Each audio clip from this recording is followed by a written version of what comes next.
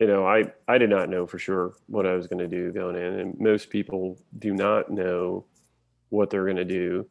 and that's fine because the reason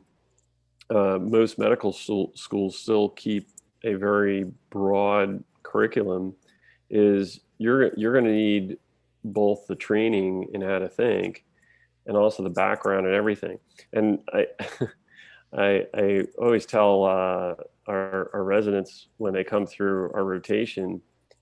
on pediatric orthopedics, I said, make sure you really pay attention, especially if you're not going to do peds, because you're going to need that, and you're not going to have any other further training because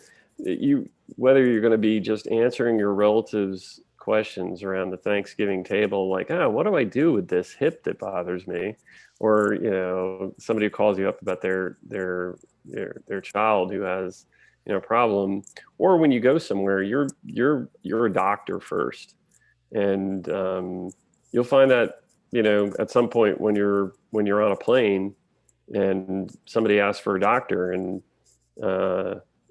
you have to go treat them, because that's what all of you are going to be in a couple of years. You're going to be doctors first to the public, and then after that, next you're going to be the otolaryngologist, you're going to be the emergency physician, you're going to be the pediatrician. So that's important.